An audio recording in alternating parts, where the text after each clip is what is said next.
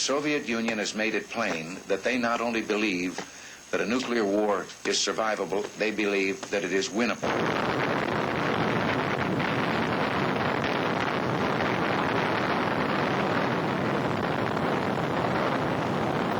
Are you ready for war?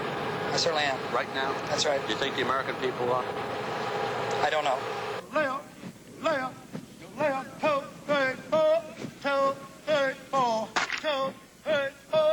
Now I want you to put yourself in the middle of a battlefield that is truly integrated, and by that I mean a battlefield where nuclear, chemical, or conventional weapons could be and may be employed in any combination. Our friends and allies no longer feel they can depend on us, no longer trust us, and the Soviet Union has shown its contempt for us and how much it knows it now outpowers us militarily. It is time for us to start a build-up, and it is time for us to build that to the point that no other nation on this earth will ever dare raise a hand against us, and in this way we will preserve world peace. The defense of the United States. For 100 years, we have kept our enemies at bay and fought our battles on foreign soil. We have avoided direct confrontation with our most powerful adversary, the Soviet Union. It seems we have bought enough weapons and built enough bombs to deter war. But the price of peace has been high, and it's going to get much higher. The nation is about to commit itself to the biggest defense spending buildup in our history. Over the next 5 years, $1.3 trillion. Yet, for a commitment of this magnitude, we have heard little debate about alternatives, about its implications, about the effects on our society. For the next 5 nights, CBS Reports will examine the state of our defenses. Tonight, Bob Schieffer and I will take a close look at the terrifying prospect of nuclear war with the Soviet Union. And in the course of this broadcast, we'll show you, as close as anyone can calculate, what such a catastrophe would be like. What would happen to this community, 2 miles from Strategic Air Command headquarters, 13 miles from downtown Omaha, if a 15-megaton nuclear bomb hits?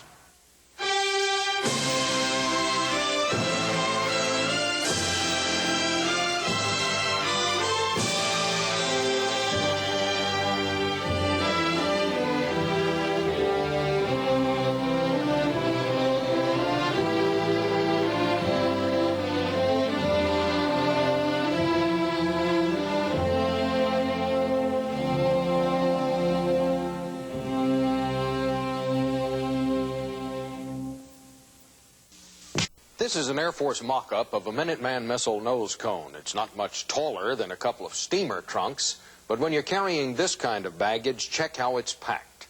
Scientists call this MIRV, Multiple Independently Targetable Reentry Vehicle. In plain language, it is a 3-headed bomb. Each of these warheads is 25 times more powerful than the Hiroshima bomb. As this nose cone streaks through space, the warheads would drop one at a time on individual targets many miles apart. How accurate are they? Well, some experts say if you were 6,000 miles from Yankee Stadium and aimed one of them at the pitcher's mound, it would probably land in the ballpark. What has the President and the Pentagon worried is that the Soviet Union now has so many MIRV missiles, with warheads even bigger than these, that it might be tempted to try what is called limited nuclear war. A war in which the Soviets would launch a surprise attack that could wipe out up to 90% of our land-based missiles and most of our bombers. This, the argument goes, would cripple our ability to retaliate, and we'd be forced to surrender. We are, it is said, now vulnerable to a Soviet first strike.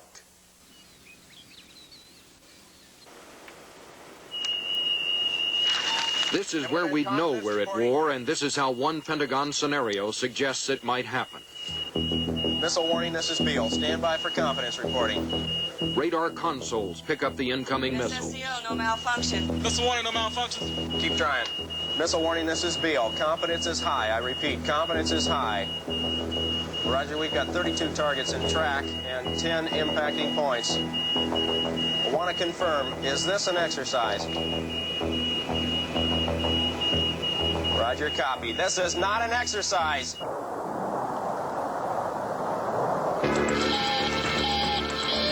Basic Command Center with warning comments. Stand by. Basic Command Center with warning comments. Stand by. Hello, SAC warning controller. This is the Airborne. Confirm inbound missiles on the U.S. Roger, understand. Major Reinhardt, we have 12 sea-launched ballistic missiles inbound on the U.S. now. Okay, I gotta go. Stand by to copy the message. Standing by. Message follows. Alpha 7, 8. The SAC bomber crews scramble.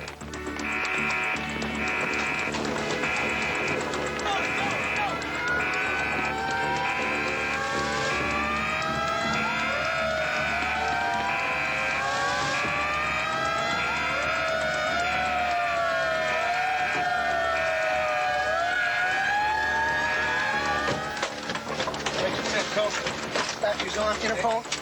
Airborne control, the Pentagon's worst fears are confirmed. Roger, understand. Major Reinhardt, we have a massive attack against the U.S. nest at this time. ICBMs. Numerous ICBMs. Roger, understand. Over 300 missiles inbound now.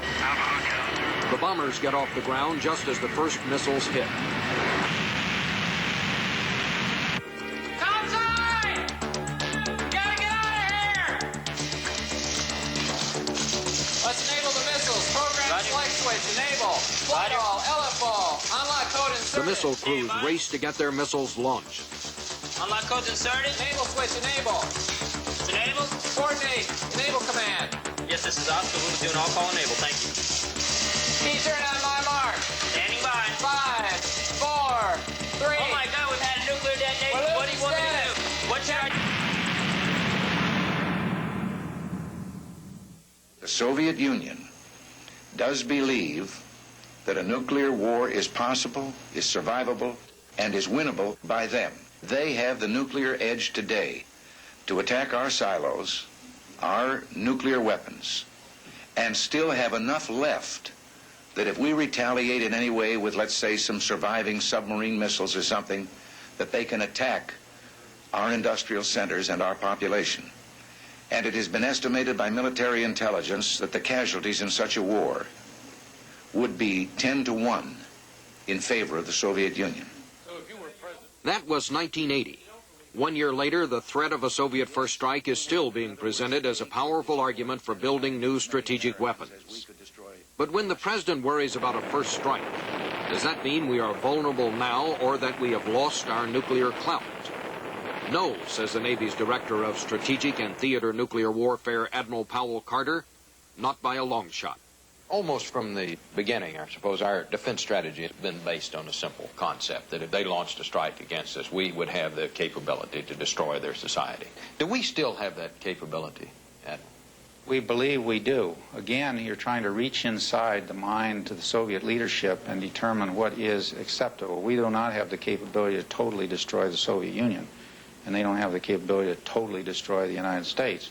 If you mean destroy is to go down to every little village and hamlet and destroy it. We have the ability to destroy what we think is an unacceptable amount of their industry, their communications, their ability to recover, and in particular their ability to survive as a national entity. America's strategic nuclear forces are divided into three parts called the Triad. Missiles buried underground, bombers which can be airborne within minutes, and missile-firing submarines which can prowl the ocean undetected. This triad was designed so that a surprise attack could not destroy all our forces. This is the least vulnerable leg of the triad, the submarines. One Poseidon submarine can dump as many as 160 nuclear warheads on the Soviet Union. We have 39 of these subs which can deliver about 4,000 warheads on target. The Soviets have 62 with about 1,000 warheads. American subs are considered superior, and both sides are trying to build bigger ones. Once these American subs are out to sea, and there are 25 out there all the time, they cannot be knocked out by a Soviet first strike. If the Soviets did attack and destroy most of our land-based missiles and bombers, they would still have to take into account those 25 American subs loaded with 400 missiles carrying 3,000 nuclear warheads.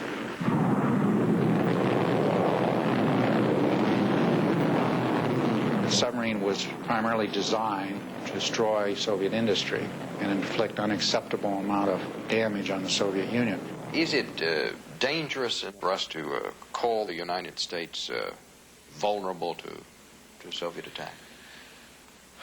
I think probably it's dangerous, but I think in a free democratic society there's no way to prevent it. Our whole system forces us in that. If we're going to mobilize the American people to support the large expenditures that are necessary to correct the force deficiencies, we have to convince them that force deficiencies exist. It does not take long to discover every Air Force general's favorite force deficiency, the B-52 bomber, now older than some of the pilots who fly it. Each of these aircraft can carry up to 8 nuclear warheads, but soon will be able to carry 16 long-range cruise missiles. We have 350 B-52s, which can now deliver 2,400 warheads. The Soviets have never put much emphasis on long-range bombers. They have about 150, armed with 300 warheads. The Air Force wants a new bomber, the B-1, but the old B-52s are still looked on with great affection by the men who fly them. Do you really think you'll have time to get these airplanes off the ground in the event of a real nuclear attack? Yes, we practice constantly trying to do that, and we have time limitations that we're required to get the aircraft off the ground. We have a what we call a minimum interval takeoff that we use, and the aircraft are down to 12 seconds between aircraft on the takeoff roll, and we can flush the entire fleet out of here very, very quickly, those that are on alert. About a third of the fleet is always on alert. That is, loaded with bombs, crews standing by ready for immediate takeoff. And they seem ready for any contingency, even taking off with the drapes drawn. And we can close this cockpit up, close all of the curtains, and actually taxi the airplane using that screen. Gives us a picture outside the airplane, and we can actually take off using that screen.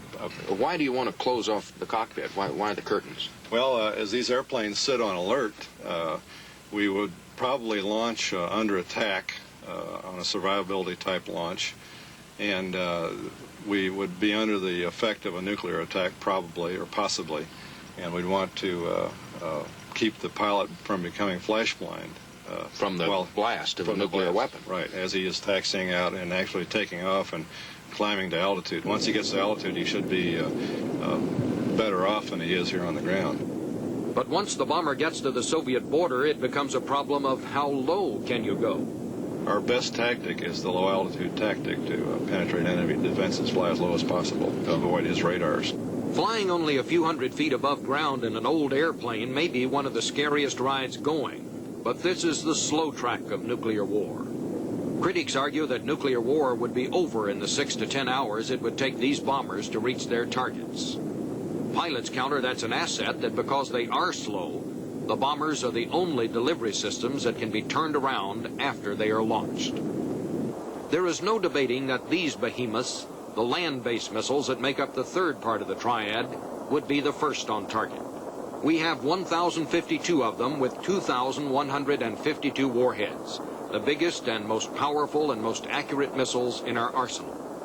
The Russians have put almost all their strategic eggs in the missile silos. They now have 1,400 missiles with 5,000 warheads and are still building new ones. To counter the new Russian buildup, the Carter administration came up with this, a giant new missile, the MX, and a $35 billion plan to rotate 200 missiles in a giant shell game among 4,600 shelters, which ironically Jimmy Carter himself once called the dumbest thing he'd ever seen. President Reagan is unhappy about the plan to hide the MX in the western desert, but he wants the MX missile to counter Soviet nuclear war scenarios that even some of the generals have a hard time imagining. Lieutenant General Kelly Burke, Chief of Air Force Research and Development. I have always found the hypothetical nuclear scenarios inherently implausible. I've never seen one that I thought was really likely to transpire. But on the other hand, the history of war and conflict between nations shows many instances of war starting for altogether implausible reasons. I'd like to talk about that. You find all the scenarios implausible. Why? It's very difficult for me to conceive of either side initiating a nuclear attack on the other, so long as each side has the great arsenal of power and destruction that they currently have. Let's get back to vulnerability. If the American ICBMs were all knocked out, wouldn't we still have enough weapons to retaliate? We would have a vast armada of weapons with which to retaliate, and we would be able to wreak a terrible destruction against the Soviet Union. And that's why I'm not of a mind to panic over this problem. And I don't think the country should react extremely and set about by throwing money at it, trying to solve it overnight. I think we do have time to fix this problem, but I think we better get it fixed before one of the other two legs of the triad becomes somewhat vulnerable. I want to press you on this. If the Soviets knocked out all of our land-based missiles and we still had enough warheads to do just a devastating damage on them, why isn't that enough? Well, how long can we be assured that those remaining weapons will themselves be invulnerable is my question. No general or admiral is ever likely to say enough is enough. That is the job for civilian officials and politicians. But distrust of the Russians and the fear of being vulnerable to a surprise attack has haunted American presidents since Pearl Harbor. In the beginning of the nuclear age, we had overwhelming superiority, and we wanted to keep it that way. But the Russians don't trust us any more than we trust them. So these hydra-headed monsters have continued to multiply, and the arms race continues, a race with no finish line. While the theories of nuclear warfare have been argued over the years, the building of nuclear weapons has never stopped. This is the Military Liaison Committee, which meets routinely in a Pentagon office suspended inside a vault. Its task is to supervise the development and production of nuclear weapons. Looking around the table, looks like everybody's ready for bear. The bear they're talking about is not the Yellowstone Park variety. Before we start, we have a full... The Soviet Union today has about 6,000 nuclear bombs for its long-range strategic forces. The United States has about 9,000. Both sides are now building more than ever. With the MX, in 5 years, we would have 12,000. The Russians will reach 10,000. Third item is an Air Force briefing on MX warhead feasibility study status. The fourth item is an Army briefing on the Pershing missile warhead status. Good morning, sir. Half a continent away at Strategic Air Command headquarters at Omaha, Nebraska, another group meets each morning to call the roll on the nuclear forces that both sides already have in place. There are so many weapons now that just deciding how they would be used is a full-time job. You don't hear much about it, but we have a nuclear game plan. A highly secret, constantly changing battle strategy called the SIOP, the Single Integrated Operational Plan. Basically, it's the war plan for the United States, which targets individual warheads on U.S. missiles and bombers against targets in the Soviet Union. Roger Molander, a specialist on national security who served under Presidents Nixon, Ford, and Carter. As the targets divide up, they really come in these three categories of, say, first leadership targets, the way we sort of target. First, places where we would expect the Soviet leadership to be, both the civilian and the military leadership, and as you might imagine, we are able to identify those targets, we think, pretty well. But they're not large in numbers, say a few hundred or something like that. Then there are the military targets, your bomber bases, ship bases. Then the third category is sort of economic targets or economic recovery targets. And there we're talking about missile factories or ball bearing factories, steel plants, power production, oil. Well, one would almost think that with as many warheads as the United States has, it would be difficult to find enough targets for them in the Soviet Union. If you're confident of being able to put this 8,000th nuclear warhead on a target, it's hard to argue that some of those targets are really of any significance. I mean, what you're doing is you're more in a situation where you're weapon rich and you're kind of putting the last weapon on a pretty uninteresting target. The decision to fire American missiles at Soviet targets would be made because here in the Colorado Rockies, America's electronic defenses verified that the United States was being attacked. Deep inside this granite mountain is NORAD, the North American Aerospace Defense Command, which tracks every object approaching the United States. NORAD is built to survive. These massive steel doors weigh 25 tons apiece, and all of the buildings inside this granite mountain sit on giant shock absorbers to cushion the blast from a nuclear explosion. Yet everyone here knows that all of the steel and all of the granite could protect the command post only in the event of a near miss. A direct hit by a large nuclear warhead would turn this 100-million-year-old mountain into an instant tomb. This is America's waiting room for war. If the Soviets ever tried to wipe out our land-based missiles in a surprise attack, the first warning would appear on these consoles. Here, a combined force of Americans and Canadians log every object in space, treating everything with suspicion. Probably turn out to be another commercial airline. And this is how we would react. Seconds after a Soviet missile is launched, the heat detectors in our satellites would speed the information to one of these screens.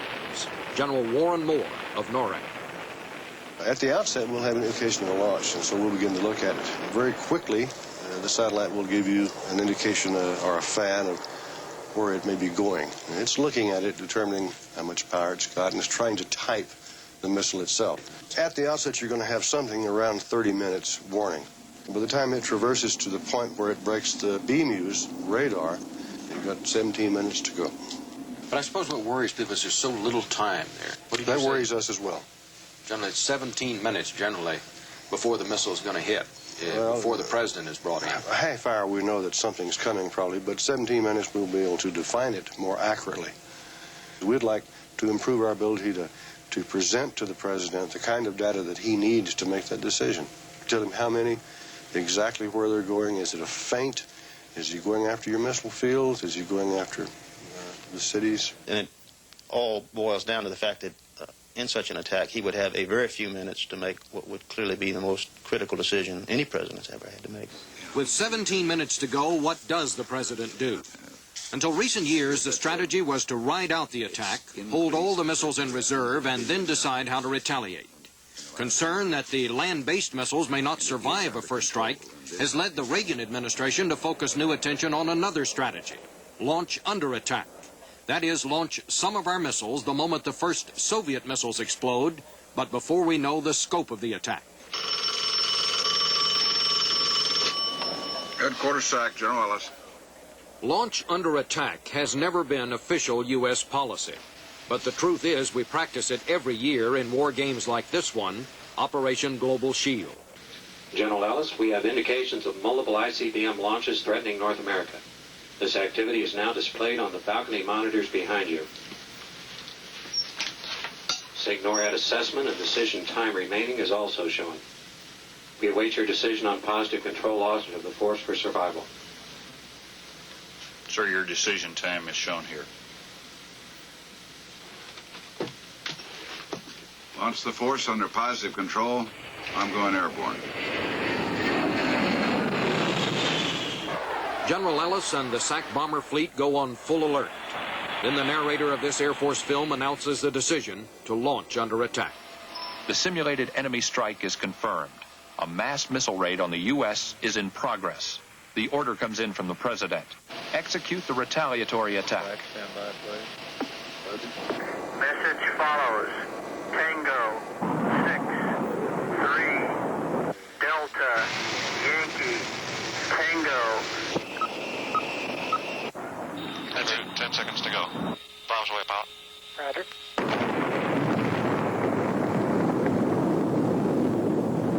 The United States never has, and in my opinion, never should renounce the possibility of launching its missiles and forces on confirmed warning of a Soviet attack. But it's an altogether different state of affairs than to structure your forces in such a manner that they can survive only based on that launch on warning. At the Pentagon, Dan Rather talked to Defense Secretary Caspar Weinberger about America's strategic options. Mr. Secretary, it has been the policy of this country through succeeding administrations that if a nuclear attack is launched on this country, that we would absorb the first strike and the president would then make a decision whether to respond. Is that still the policy of the United States of America? I I would certainly say, with respect to any question about what our policy is in connection with a nuclear attack on the United States, that it would be nothing I would want to discuss or disclose publicly ahead of time. I think that these matters are under constant review, as they have to be.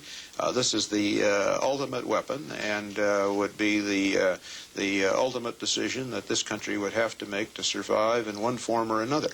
And certainly that's too important to go around telegraphing our intentions to anybody who might have a first strike in mind. I have to pause because that has been the policy. Are you telling me that it's possible the policy has changed with the Reagan administration? I'm saying that with the responsibility that we have here for the defense of the country, that these matters have to be under constant and continual review to see what is the best policy to take advantage of any change in the situation. But your basic recommendation is that we must be prepared, we must at least be prepared to do a launch under attack, and at the same time we need the MX. It gives undue emphasis to single out any one particular kind of option and say that that is the one we're considering. We're considering them all. We aren't eliminating anything. We're considering anti-ballistic missile defenses. We're considering all of the research and development activities that will help us defend the country. We're considering all of the possible ways of trying to do it and the possible strategies of helping to maintain this balance that will preserve the peace. All we want, all we're trying to do is to preserve the peace and with it our own freedom. Peace and freedom together are an indivisible goal. Roger, this is an update on the unknown track in the 23rd NORAD region. Track number Golf 164. Please disregard. This was a bad data track. Clearly, launching our missiles by mistake is the ultimate nightmare. In one 18-month period, there were 147 false alarms triggered by, among other things, a Soviet training launch, a failed computer chip, on another occasion, a gas fire in the Siberian pipeline. Does that mean that the possibility exists that we could get into war by mistake or by accident? Never. First, all of these systems are data systems. They provide the information to us. We laugh and say the computers become more excited than we do. We don't believe them. They're good devices, and it's a marvelous system. And we take that data, and then a man gets into the act. He's always into the loop, analyzing, probing, testing to find out whether it's real or not. There is no question that launching under attack would require quick thinking. Yet the whole point of adopting such a strategy is not that we would use it, only that we would be prepared to use it. As long as the possibility of America launching under attack exists, all of our land-based missiles cannot be considered vulnerable. Thus, the Russians would be taking an enormous gamble if they decided to launch a first strike, since their own country might be devastated by the American missiles they were trying to destroy. CBS Reports will continue. We have tried to calculate in this broadcast how risky it would be for the Soviets to launch their missiles in a first strike. They would have to believe that American submarines would not retaliate with their 3,000 warheads. They would have to believe we would not launch our own land-based missiles under attack. But there is another risk. They would also have to believe that a limited nuclear war would stay limited. Let's say the Soviet Union launches a first strike. They decide to take out all 1,053 of the land-based missiles. How can you do that without destroying this country? Oh, I think that's credible. It sounds incredible. I mean, people think 10 million Americans. My God, you know, how could that happen? How we could survive? But the Soviets lost 20 million Russians in World War II, and they survived. They never forgot it either. Oh, no, they never forgot it, but they managed to survive as a nation and certainly have now achieved superpower status. I think we, as Americans, it's one of the disadvantages we work under. Losses and human suffering at that magnitude is unthinkable to us, for good reason. But to, I think, the average Soviet citizen is very thinkable. They've gone through it. A nuclear exchange today could kill more Americans and Russians in 5 days or even 5 hours than World War II did in 5 years. So if we want to maintain control over such a war, we had better make sure the president lives through it. That probably means getting him out of the White House, across Washington by helicopter, to Andrews Air Force Base, where the president's getaway plane, codenamed Kneecap, is parked. It sits here 24 hours a day, protected by security guards who are ordered to shoot anyone crossing its red perimeter. Kneecap has one purpose: to get the president out of danger and keep him in command of our nuclear forces. A lot of people think that one of the tactics which the Soviets might use would be essentially to decapitate the command and control structure by killing the president and the rest of the command structure in Washington. What happens after that? Well, I think people pretty well know that authority cascades down through the various specified civilian decision makers to within the military structure. I think some people like to jocularly say that it'll be a two-star general in Looking Glass somewhere over in Nebraska who will make the decisions. Joking aside, this man may be that general. His name is Reuben Autry. Once a week he flies what's officially called the Looking Glass plane, or unofficially the Doomsday plane. His assignment is to maintain a link between the president and nuclear forces everywhere. If the president and his staff are wiped out and SAC headquarters is destroyed, these are some of the men who would run the war. There is always a Looking Glass plane in the air, flying command posts complete with code books and targeting options. But the men aboard this plane know that all the code books in the world don't begin to tell you what the effects of a limited war would be. It seems to me that with the effects of nuclear weapons, any attack on this country will be a major attack in the sense that there is no target structure that I'm aware of that would not kill literally millions of Americans. We know what nuclear explosions look like, but the more you talk to the people who deal with nuclear weapons, the more you realize how little we know about nuclear war. In a blast like this, for instance, an electromagnetic pulse more powerful than any lightning bolt is released. Communications would be disrupted for 1,000 miles. Neither we nor the Soviets know whether other missiles could find their targets after the first missiles explode. And no missiles have ever been test-fired across the Earth's magnetic pole. It's something we will never be able to practice. So you'll never know, can you coordinate a strike? What effect will those weapons have on each other? What effects on accuracy you'll have, the biases. We think we know, we do our very best to find out, but we'll never be sure, and the Soviets will never be sure. Only the submarines, thousands of miles from the U.S. mainland, would be unaffected by a surprise attack. But communicating with the subs, difficult under ideal conditions, might become impossible. It is for this reason that we suspected a submarine commander might be able to fire his nuclear missiles without codes released by the president. We know that land-based missiles and bombers cannot be launched independently. They have built-in technical safeguards. But what about the submarine? It has never been admitted publicly before, but Admiral Powell Carter confirmed to us for the first time that yes, the submarine commander and his crew have the capability to launch their nuclear missiles in a crisis if they have lost communications with the command structure. Let's say there was a total blackout in communications. Would you have to have information from the command authorities or from some outside source in order to launch, or couldn't you, in fact, go ahead and launch? There is nothing on a submarine system that prevents, that mechanically, through some sort of an interlock system that has to receive electromagnetic pulses from outside the submarine to enable the missile to be launched. No, that's not the case. The whole thing is vested in the integrity of the crew. Even though it would take the cooperation of practically the entire crew to fire the missiles, the fact remains that these men have the capability to wage a nuclear war all by themselves. Any Soviet planner contemplating a surprise attack must take into account that the subs would be out there. The subs might be out of contact for a while, but they would be able on their own to continue or expand the war. More disturbing, perhaps, is the ease with which strategists talk about first strike. Limited nuclear war has made the horror of a nuclear exchange seem somehow manageable, even commonplace. That suggests we have finally learned to live with the bomb.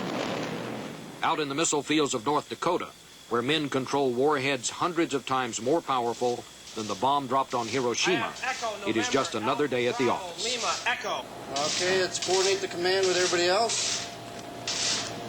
Everybody is coordinated. Coordinated. Okay, I'm launching at this time. I have missile away. It must be an enormous responsibility. You must, to be in charge, as you two gentlemen are, of the most powerful weapon, I suppose, man has ever devised. Yes, sir. It is a definite challenge. It's more responsibility than I could obtain in a civilian world. And to me, that is job satisfaction. Do you guys actually know which missiles out there in the silos are yours? Yes, sir, we certainly do. And do you know the targets that they're targeted for? No, sir, we do not. You don't know? No, sir. Do you ever wonder? Yes, sir. Sometimes I do. I wonder what the target is. You know, are the people over there thinking the same way I am? You know, what is that guy over in Minot, what is he like? If we ever go to war, what would our counterparts be, if you will?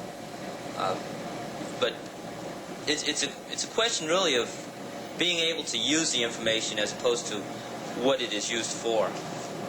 We know how to use the targeting data for the missile and to launch the missile if we're required to, but to actually know where the target is for each missile, I really wouldn't want to know. Personally, I wouldn't want to know. Why not? Well, I really don't have a need to know to start with. Secondly, I would feel kind of emotional about what kind of people I'd be destroying. We know now that our missiles are aimed at thousands of different targets in the Soviet Union. Military installations, industrial areas, and key strategic cities. If you look at a map of the United States, it isn't hard to guess which strategic American targets, which American cities, would be designated by the Russians for quick destruction. Omaha, Nebraska, practically in the center of the country, in the heart of America's farmland.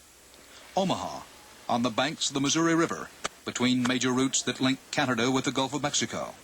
Omaha, home of the Strategic Air Command. This would be ground zero for a Soviet missile directed on SAC headquarters. SAC, of course, is the control center for all of America's strategic nuclear forces. It is largely underground, 3 stories under, to shield it from the shock of a nuclear explosion. It was not designed to withstand a direct hit. Less than 15 miles away, in downtown Omaha, there is an enormous fallout shelter to protect Omaha's civic leaders in case of a nuclear attack, and a plan to evacuate the entire population. Omaha's about 500,000 people, typical Midwestern town to the degree that people are very hardy, very work ethic conscious, very patriotic. Jerry Allen represents a national textile concern in the Omaha area. He lives with his wife Diane in Bellevue, Nebraska, a small community 15 miles from downtown Omaha. Jerry is 37 years old. He and Diane moved into this house in 1970. They have 2 children. Michelle is 8 years old. Julie is 12. The Allen kids go to school a couple of miles from home, a couple of miles from the Strategic Air Command. The Allen family lives in the shadow of SAC, in the shadow of a nuclear war that just might begin in their backyard. I've lived here since I was about 2 years of age. I watched the Strategic Air Command develop, General LeMay, when he first came here. And what does this mean? 10:30 at night when Looking Glass takes off. You know, you think about it. You know what Looking Glass is. You know, they're going up, and that's their mission, to retaliate in case there's a strike against this country. So, yeah, it's like on a daily basis. You can't dwell on it. You have to dwell on, other things. But it's there, and you always know it's there. The children play soccer on the base, and we drive through the base, and you see all the planes, and then you start to think about it. I don't think about it day to day. I just don't think about survival. I just think we will no longer be. If you did survive the initial shock and concussion and fireball, you would come out and the radiation levels would be so high that, you would have a limited existence.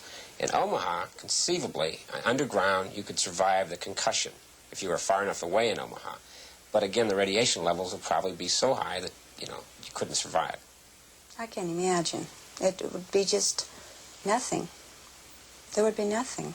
It would be barren. It would be very terrifying.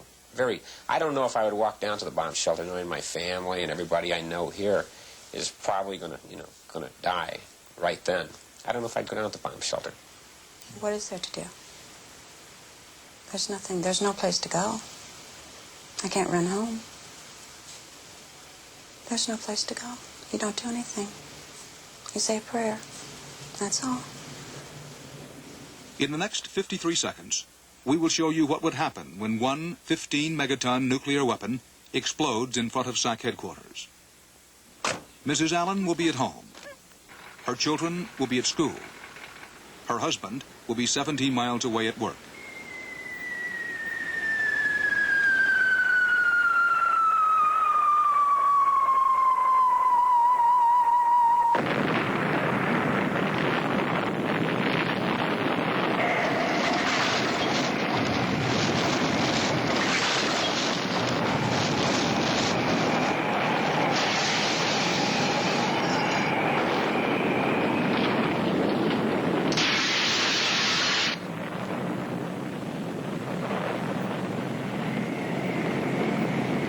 The blast from a 15-megaton ground burst would devastate Omaha just that quickly. The fireball would remain on the ground for 20 seconds and open a crater 3/4 of a mile across. It would then rise to a height of 80,000 feet in less than a minute, generating enough heat to cause second and third degree burns 16 miles away.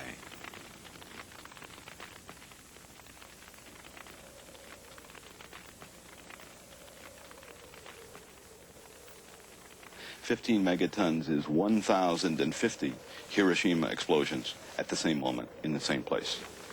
And there's simply nothing in human experience that serves as a precedent for this. Dr. Jack Geiger, professor of community medicine at the City College of New York, and Dr. Kostas Ippas, associate director of the Department of Physics at MIT. Both men worked with us on preparing the film you have just seen, calculating as precisely as possible the exact physical and medical consequences of a limited nuclear strike on Omaha. When you think of one strike 15 miles out of Omaha, you must also remember that the radioactivity from that one strike is going to reach Chicago at levels that will make everybody sick from radiation sickness. Doctor, in terms of the medical effects, both short and long range. Anybody in Omaha that made a reflex glance at the fireball 35 miles away, and Omaha's only 15, would be blinded by retinal burning. There'd be thousands, tens of thousands of people on the side of Omaha that's closest to the SAC base with third-degree burns. There would be skull fractures. There would be ruptured lungs. There would be crushing injuries of the thorax. There would be broken backs. There would be deep lacerations and hemorrhage. Even at 11 or 12 miles, the overpressures are great enough to take an ordinary window and turn it into 1,000 pieces of glass flying at 100 miles an hour, a lethal weapon for anybody inside that room.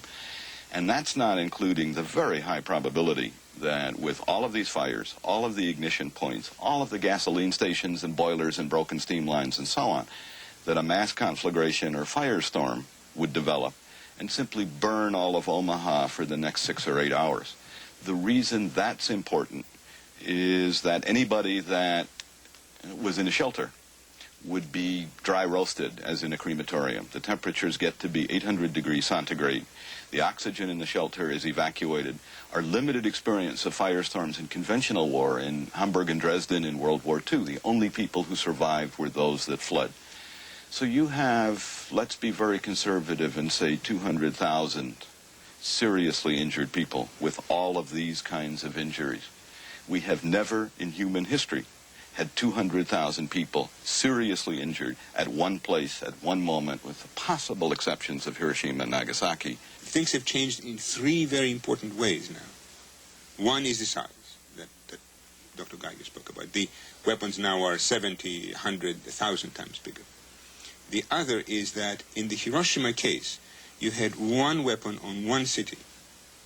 Therefore, a few days after the attack in Hiroshima, the trains started rolling in with supplies and relief and additional medical personnel and so on. There won't be anything like that in the case of a nuclear war, even a limited one. There will be many weapons. There will be thousands of weapons. Even if we speak about a counterforce, an attack against military targets.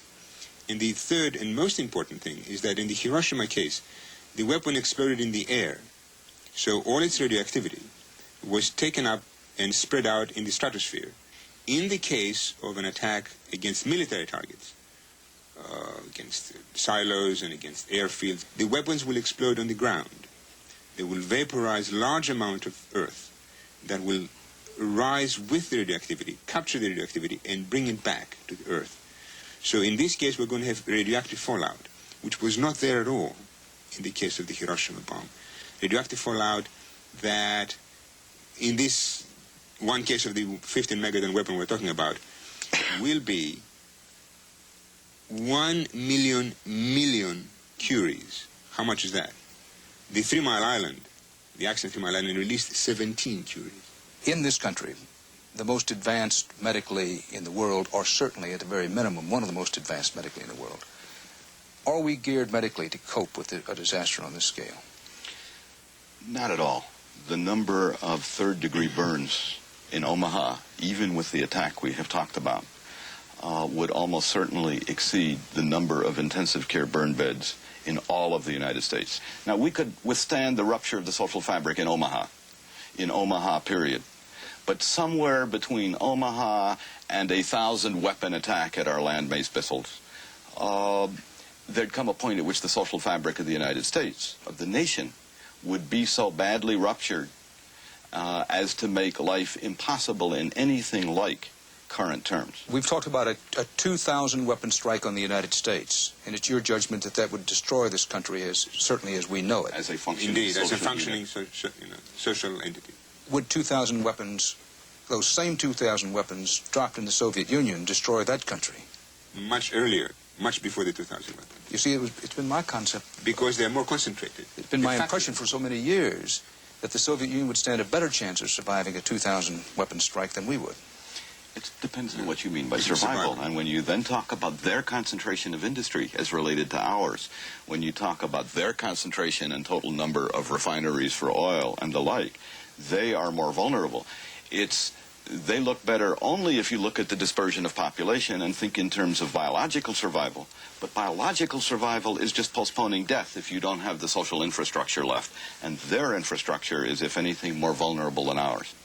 As I hear you talk, intelligent, experienced men of science and medicine, what do you say to those people who, hearing all of this, say, I don't doubt you for a moment, but if we believe that a nuclear war is unwinnable and unsurvivable, then we are defeated and we're going to become what the Soviet Union wants, because they believe they can win it and can survive a nuclear war?